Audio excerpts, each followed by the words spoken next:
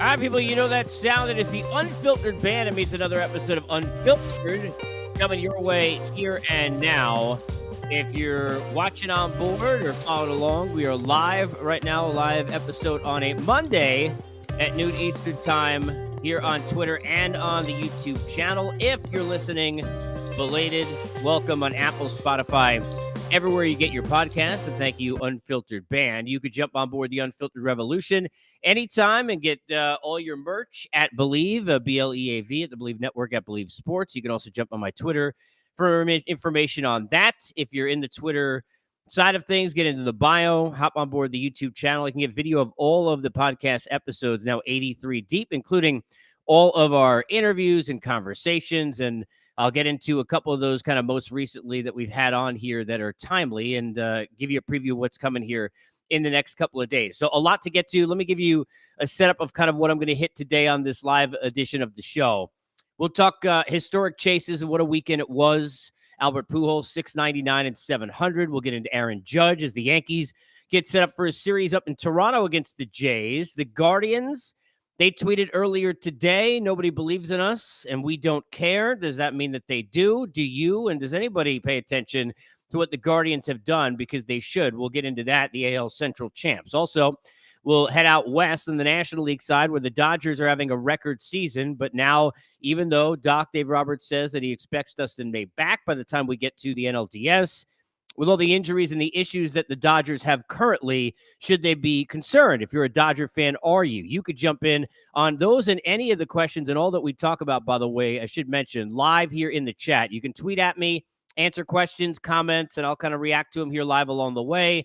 Or you could jump in. All you got to do is click on the stream, get into the chat, and you can have a conversation. I could chat with you along the way and hit your questions right here on your Twitter side of it if you're watching there. On the Eastern side, we'll get into the Mets and the Braves. That chase is now the teams set up for this big weekend set down here in Atlanta where I am coming up on Friday.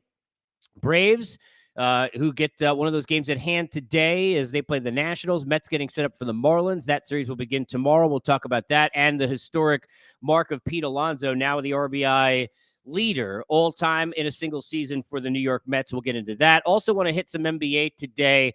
Going to have David Aldridge on the show tomorrow. Also, by the way, John Gibbons, and I've got Tyler Kepner and some other fun things coming up here next couple of days. But DA going to join me to talk about Nets Media Day, and I want to get into a couple of the comments from, these media days are always something else. I mean, everybody's in the best shape, and every team's going to be amazing, and yeah, it's the same way in covering, I don't know, 17 spring training tours that I did. It's the same kind of crap in all these sports until you find out, when the proof is in the pudding, when they actually get down the field or in the court in this case. Speaking of which, welcome back to the ice. My New York Islanders, as preseason hockey begins for them. Won't hit that here because I don't want to chase people away who don't like hockey, at least for now. So a lot to get to here on the show. You could jump in anytime you want. Also want to throw out a question to you on Twitter because I'm curious for the baseball diehards. Everybody has talked about, and we have here at the show, about the dominant level of the Dodgers, of the Astros, of the Mets, and of the Braves. Outside of that four, if you will, the forefathers of 2022, outside of the Mount Rushmore of the regular season, who's the dark horse in Major League Baseball to do some damage come postseason time? Who's the dark horse to be able to find a way to go deep and make a playoff run in Major League Baseball this season? Are you buying into the Jays? Are you a believer in the St. Louis Cardinals? Are you a believer in the Guardians? Are you a believer in the Seattle Mariners playing with house money, even though obviously something here lately? You buying into the Rays, who always seem to surprise? You finding something that you like about the Phillies or the San Diego Padres, or if you're a believer the Brewers are still going to get in? Who's the dark horse in Major League Baseball? Get at me on Twitter. I'm curious, and I'll read some of your responses here during the live broadcast, and obviously love conversating with you guys, off the air as well. Let's start with the chases. We spent so many years worrying about what we could believe, worrying about what we could expect in terms of disappointment from some of the great moments we had as fans. Everybody remembers 1998. Nobody remembers it the same way now than they did in 1999 or 2000 when you're sitting there and thinking, unbelievable and how amazing it was to spend those moments as a baseball fan, forget about covering it. And I remember in my early 20s at the time spending those times with my father watching those games. I remember those moments. They're different now. To be in a chase that we're in here, and it's something, among other things, that I chatted about with Matt Holliday, who joined me in episode 83, which you can get on everywhere you get your podcasts or in my YouTube channel in the Twitter bio. As you know, he was talking about, being a friend and a former teammate of both Judge and Holliday and Albert Pujols.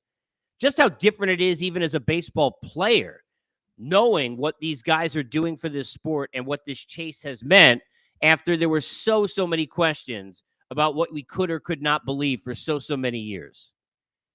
These are two genuinely likable people. These are people who are easy to root for. You go back to Albert Pujols and just think about, if you haven't seen it, go back on Twitter and go watch his comments that he made at Dodger Stadium before the game. And just how grateful he was for the belief that that team and those fans had in him, that he wasn't done after that time with the Angels. These are guys that are easy to root for. These are guys you want to see have success and do well. For Albert Pujols to have this kind of an end to his career, and, there doesn't need to be now any more chanting about one more year. We're not going to fall short of 700. He's going to get postseason at bats and all that's amazing, and it's great. But for Albert Pujols to be at this point in his career, and after the home run derby to get back into the spotlight, and as Matt was telling me in the pod, and you could really see, refined, bat speed we didn't even think he still had. We know obviously Albert Pujols could still hit lefties, but he had been so bad against right-handers, and in general, so depleted from the plantar fasciitis and all the injuries and all the age and all the things that he'd gone through and all the disappointments with the Angels, who have been decrepit and what a losing situation that was. We saw him get revived to some extent with the Dodgers, but I don't know if anybody thought, as great as it was that he was in the home run derby and part of the spectacle of All-Star Weekend, and all that was great. I think as a baseball fan, we all enjoyed that. I don't think anybody thought they were going to see this kind of finish from him. Nobody. I think maybe the only guy who believed that he still had that left in him would be Albert Pujols, because of the confidence level that that man has in himself. Probably the only dude that you could even say was remotely believing that he could put together this kind of a second half. The only guy with more home runs in the last couple of months in the sport than Albert Pujols is Aaron Judge. That's how brilliant he's been. To see that moment, and a great job by Wayne Randazzo, who was great on both calls, but to sit there and see 699 and 700, how cool of a moment was that? I said this on Twitter on the night that it happened over the weekend. I'm curious how many people were feeling this that are baseball fans. I just wanted to inject all that in my veins. How can you not be romantic about baseball, as they say in Moneyball? There's something different about baseball numbers and baseball statistics and baseball history that just hits you different. If you're a baseball fan, I'm curious. Tweet at me or jump in the chat. Or if you're listening to this on Apple, Spotify, and everywhere afterwards, I'm curious. Is this hitting you different? Because, look, I'm not a Yankee fan. I'm not a Cardinal fan. I'm a baseball fan.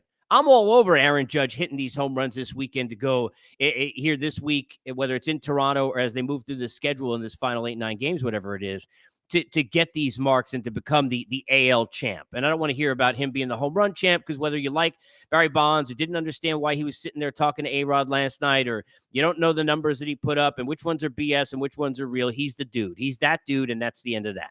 All right? But we're talking about as great a finish for Major League Baseball as we've seen in a long time. Baseball boring, baseball's too long, baseball's dead, nobody cares about it. All that garbage that everybody's spewing out, including people who do this for a living, whether they're in talk radio or they're on television or they're sitting there and they're spewing this nonsense during games. And I hated that during calls of games over the last few years, hearing about how bad the game was. Who's talking now? Yeah, we got changes. We got things that we got to deal with, right? We got, issues with strike zones. We got issues with replay. We got issues with, catcher collisions and how they're handled. You got issues with the shift and how that's going to be changed and why was it changed, and, and is it the right thing, or is the league going the wrong direction? I see all these tweets, and look, people who are friends of mine in the industry sits on both sides. Some who say, baseball's fine, and others say it's a travesty. I'm not talking about the commissioner. I'm talking about the sport, right? I think a lot of us have the same idea about, kind of where the commissioner lands in things. But this is as good a finish in Major League Baseball as we've had in how long? You got an NL East race right now that is dynamic, which I'll get to here in a couple of minutes. You're going to have greats in the postseason, and that's the thing that's been lost about the chase here with Albert Pujols. And congrats again on 700, and just how remarkable that is. I mentioned this in a pod over the weekend, but if you didn't see it, Charlie Blackmon, who I love, but Chuck Nasty came out and said took 36 years to hit the 207 home runs. At this rate, I'll be 140 when I hit 700. I mean, you think about the name: Hank Aaron, Babe Ruth, Barry Bonds, Albert Pujols. His first 10 years, I don't care what era you like. I don't care left-handed, right-handed, ambidextrous. I don't want to hear it.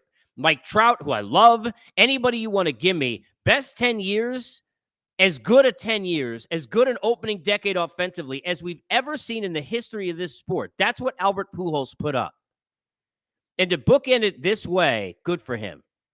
People are going to talk all they want about all the money that he took and getting the $50 extra million to go to the Angels. People are going to talk a lot of crap about how they didn't win, and forget the fact that when he was healthy, when he got there, they won 98 games. Now, they went home in 3 days, but it's not his fault that the team decided, you know what would be smart? Let's take David Freese and Howie Kendrick, who's probably their best hitter down the stretch, if you remember that team that lost to the Royals, and what was that, 14?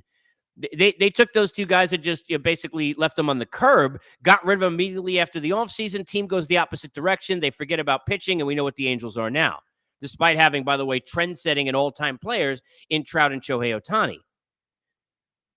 But I love how the narrative should have never changed. People who sat there, and I saw people in this business who a couple of years ago, forget writing Albert Pujols off, talking about him like he's the worst player in the game. Even if that was legit, which it was not, why the hell are you writing that? Why is that even something anybody wants to say? You know why?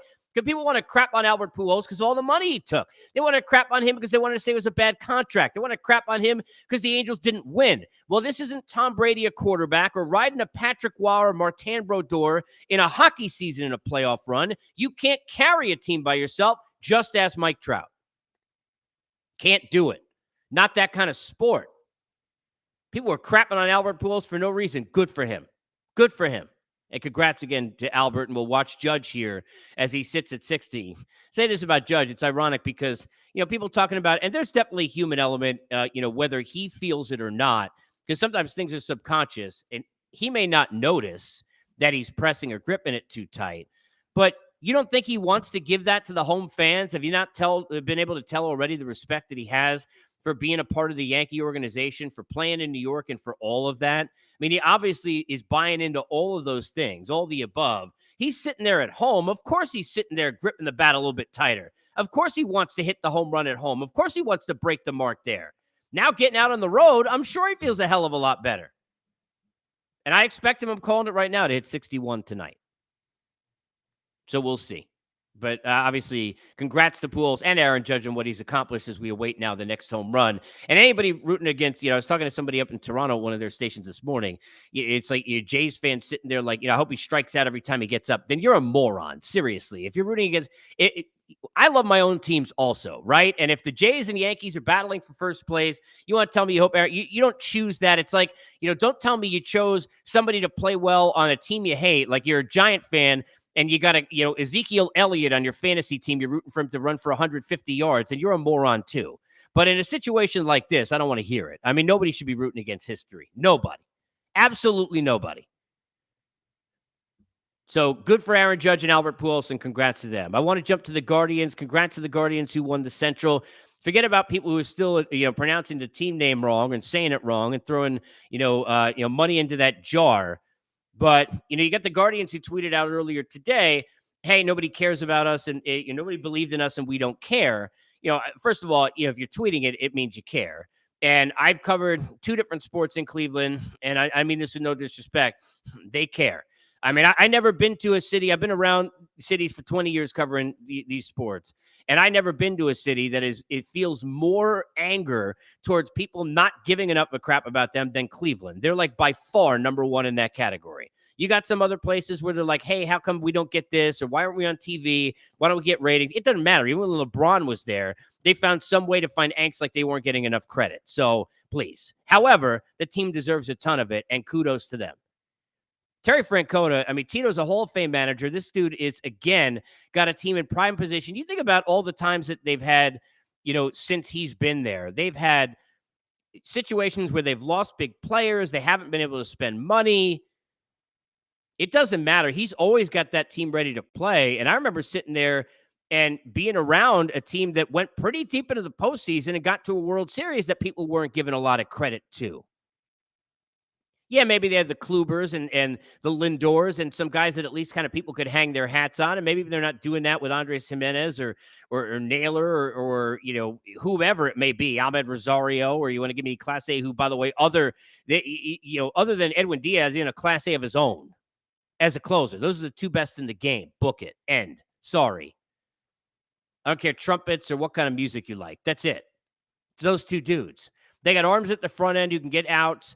They make a lot of contact, which is important when you get to the postseason. They find a way to rally without home runs. They believe in themselves at an incredibly high level, and people should believe in the Guardians being a pain in the ass coming the postseason.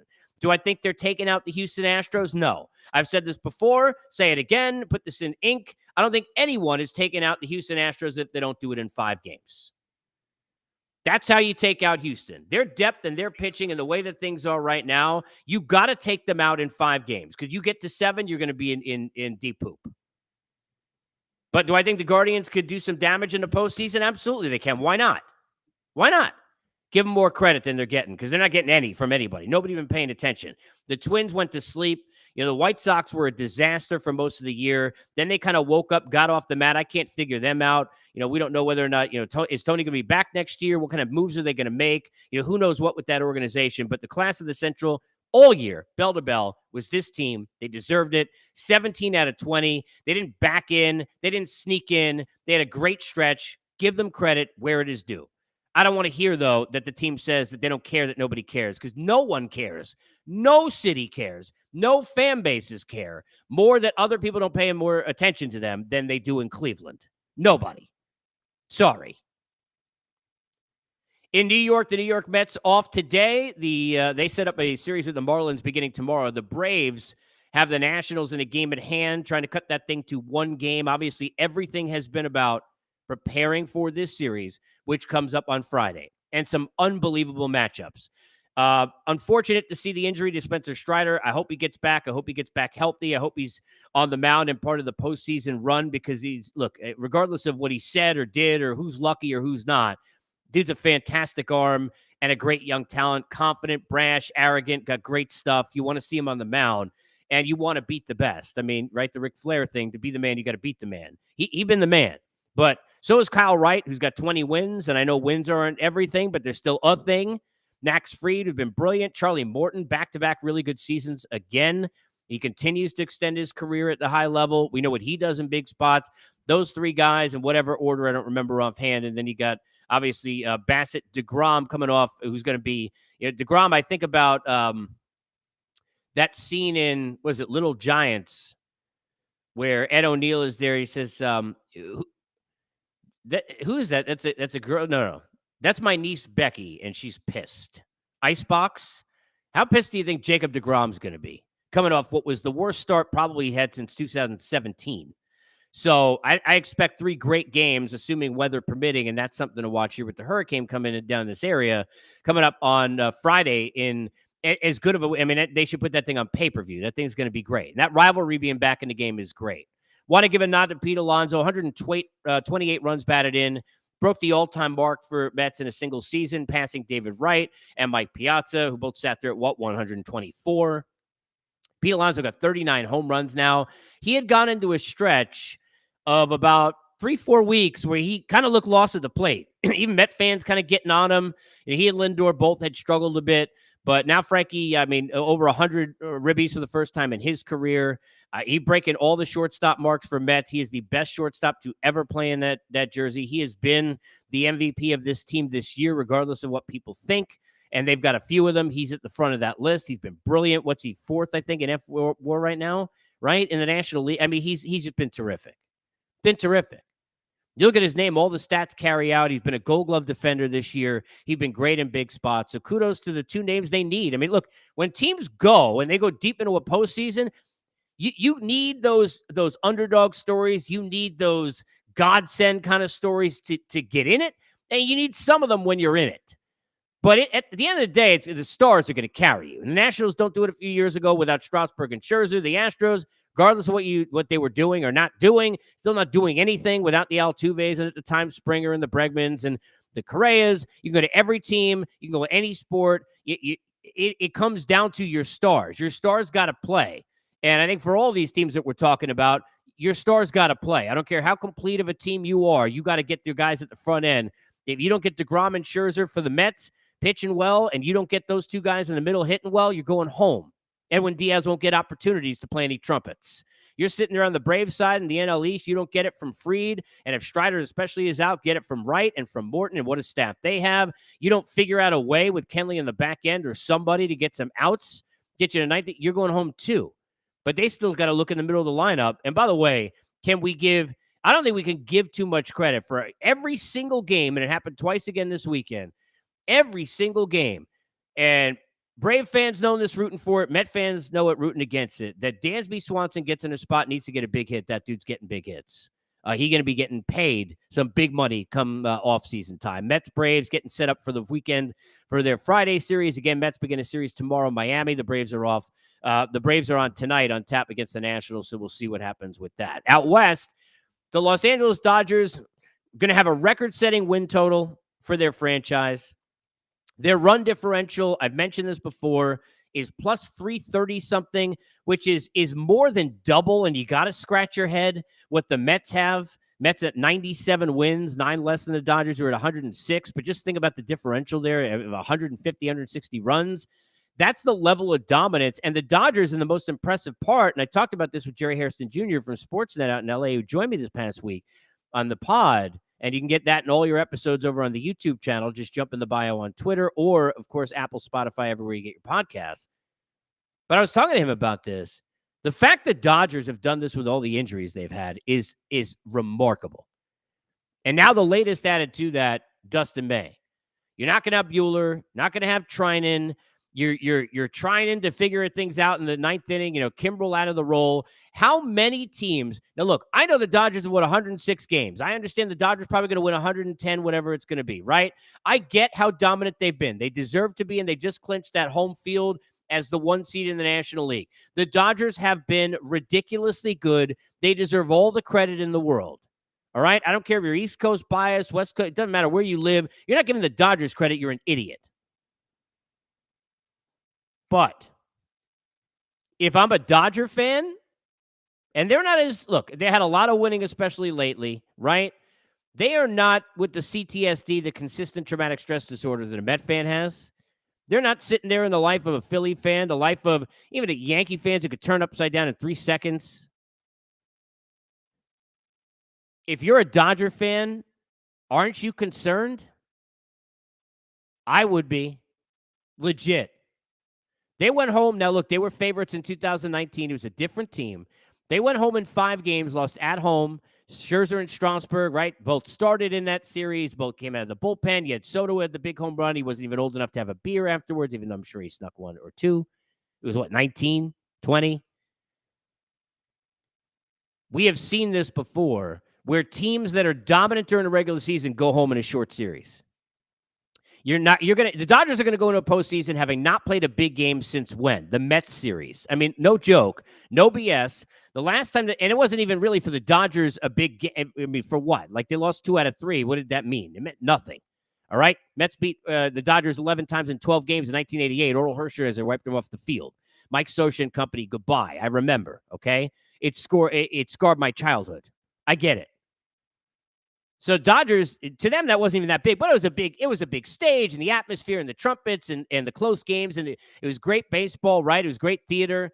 That's going to be, when you get to October, and they're going to wait another week because they're not going to play in that first, they're going to sit there in that bye in that wild card round. The Dodgers will have gone since, I don't even remember what the date was. We're here in September. Was that late August, early September? Somebody can tell me here in the channel or on Twitter. Go back a few weeks ago. That's going to be the last time they played a meaningful game. These games don't mean anything, especially now officially. We knew they were going to get the number 1 seed, but now officially they got it. Dodgers are going to go weeks and weeks and weeks into a postseason, right, without having played a big game. Now, it allows you to, especially with their injuries, try and rest guys, at least figure out what you have. Dave Roberts gets to work work in, some guys in different spots out of the bullpen and pinch hitting and try this and try that, right? Which is, I think, really good and valuable for managers, especially if you ask them to be able to kind of know, okay, if I put you in that area, right? If I put you in that spot in a postseason, what do I got? Maybe that gives you something. But if you're a Dodger fan, if you're sitting there and you're being legitimately looking at this thing, right? And you're looking at where you're at, aren't you concerned? How many teams get all these injuries, don't know who the hell their closer is? Now, Tyler Anderson, look, he's been brilliant, all right? But pitch to contact guys normally aren't very good in a postseason. And he's had a year that's come out of nowhere. Are you trusting him against, look at the names I just brought up again. Now, we're not talking about necessarily first round here, perhaps, at least with one of the two teams, but I just mentioned, the idea of DeGrom game 1, Scherzer game 2, Bassett, let's say game 3, Carrasco or Walker game 4. And even without Strider, even though you hope to have him back, having the likes of Fried and Kyle Wright and Charlie Morton. And then with Strider, think about that group. Who the Dodgers throwing out there? You don't trust anybody in the back end, albeit the guy you used to have in the back end, the Braves don't trust either. So I get it, right? Advantage for the Mets there with Diaz. But how many teams you ever root for cover in baseball when you're sitting there all these years that you say, okay, well, I don't know who the hell the closer is. They're going to kind of figure it out. We don't really trust necessarily any of them. We got arms that got injury problems all over the map, and I'm not sure what to feel about that. And even though it's been dominant, you got issues. This team's got major problems. So it's really kind of a weird juxtaposition when you look at where the Dodgers are at. But give them credit, record season. I'm not trying to, backpat, but I'm telling you, you get into a spot where the loser of the NL East very well may match up in a 5-game set, right? Assuming they beat the Phillies or Padres, whoever they play, there's still some maneuvering to be done there.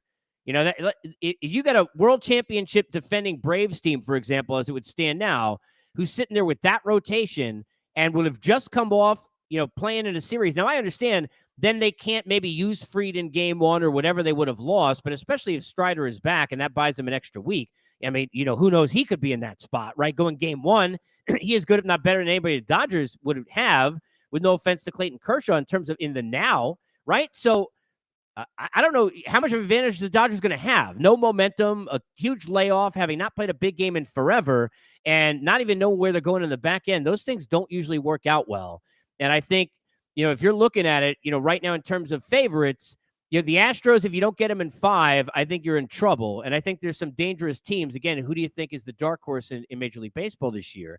Outside of that fearsome foursome, Braves, in no order, Mets, Dodgers, and Astros. Are you buying into the Yankees? You're buying into Garrett Cole? I mean, Aaron Judge doing a lot of this by himself. Are they a dangerous postseason team? I don't know what they are. The Jays, to me, I love Alex Manoah. Alek Manoah. I love watching this dude pitch.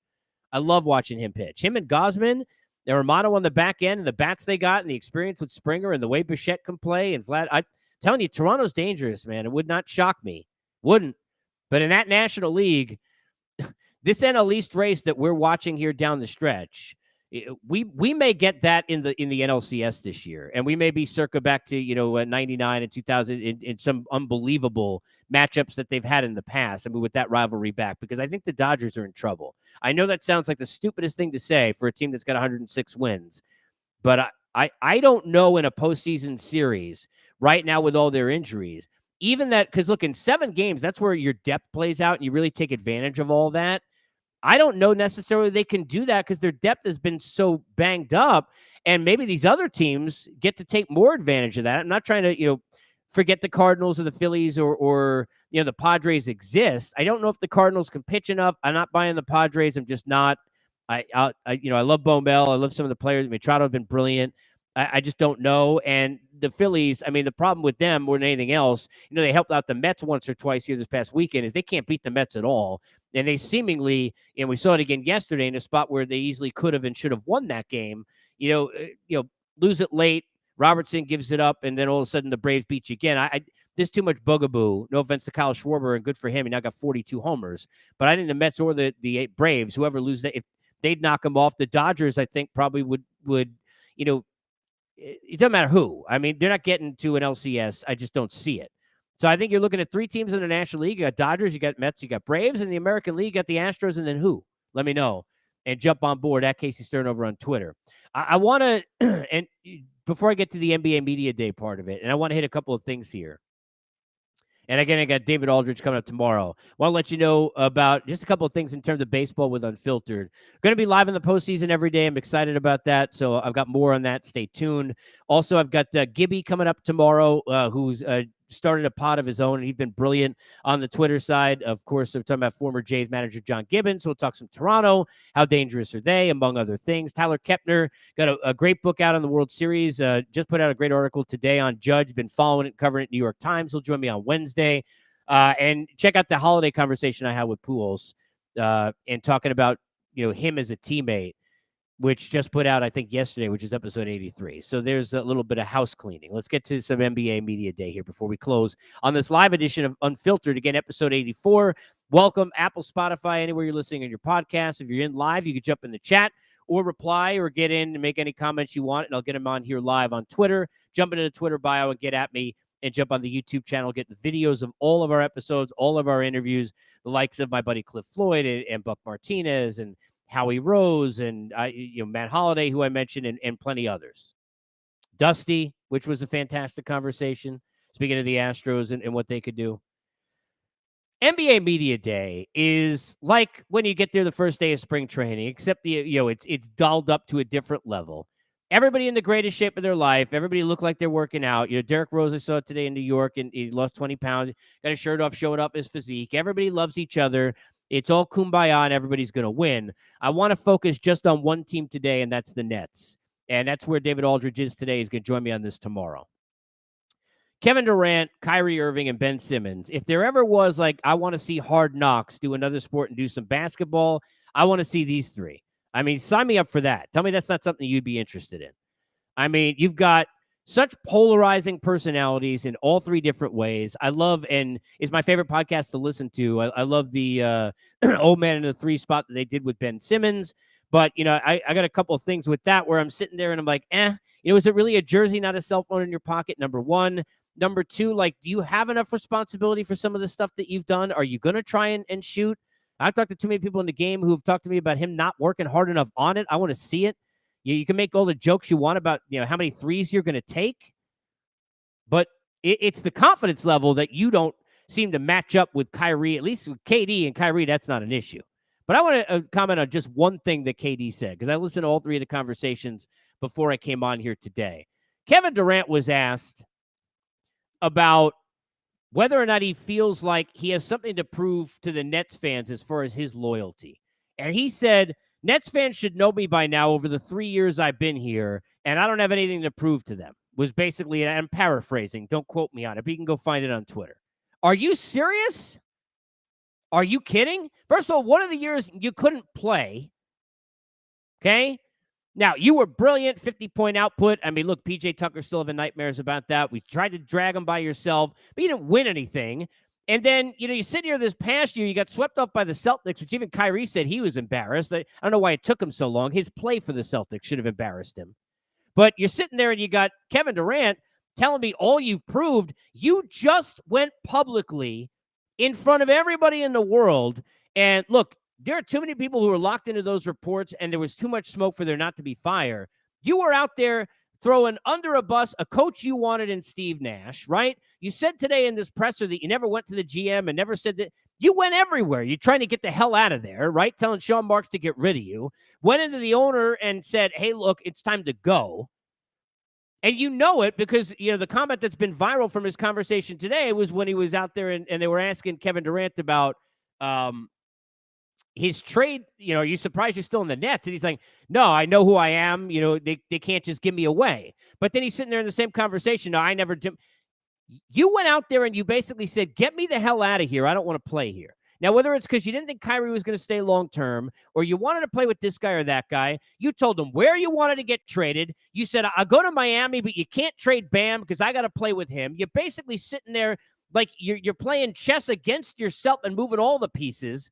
And look, you're a unicorn. You're a fantastic player. And the fact that ESPN, no offense, in the rankings had you 8th, if anybody thinks Jason Tatum's family members know he's not a better player than Kevin Durant, I don't want to hear that. That's garbage, all right?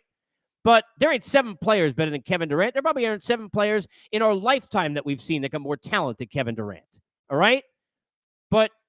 And I get the confidence. And from a basketball standpoint, you're a cyborg. I get it, right? At least we understand that.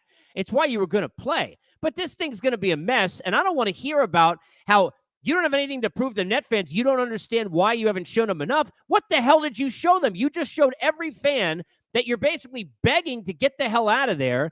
You wanted to get out of there terribly. You basically got stuck because they didn't make a trade, and they didn't make the mistake that you wanted them to make, which was to give you away. You tried to piss them off enough that they'd get rid of you, and that's exactly what Kevin Durant did. I don't care what anybody says. If you see it another way, you're wrong. It's exactly what he did.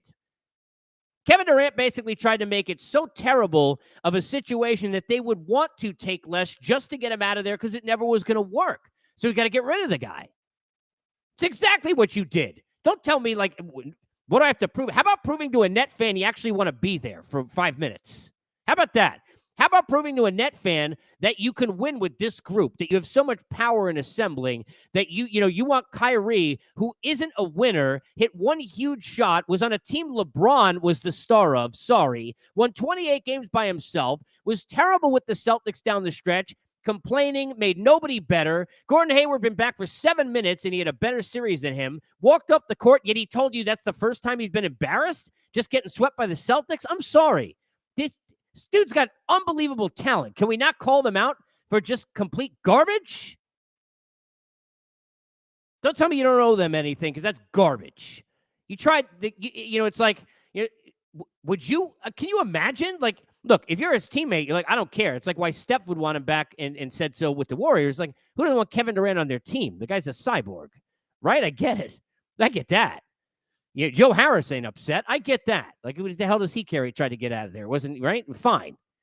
I get that. Claxton, those guys, they're not upset. I got Kevin Durant back.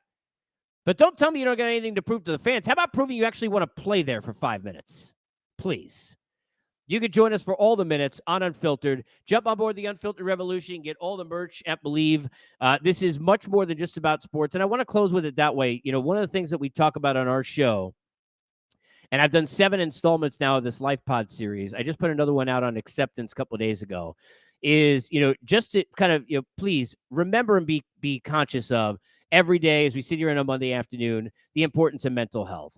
Whether it's for you yourself, whether it's for people who are around you, family members and friends, the most important thing that I always try and impart, and we're all together in this, try and empower people. If you see somebody who's down, if you see somebody who's struggling, somebody that I know you may be having a bad day too. I know it may not be your time period. I know maybe it's not the right time and you got other things and other fish to fry. But if you are sensing that somebody is struggling, lift a hand, reach it out and help them. That moment where you just say, hey, I got you, could change their life. Hopefully, I don't know if we're changing lives. At least you're being entertained. Are you entertained? We got more coming up on Unfiltered. Keep joining the revolution.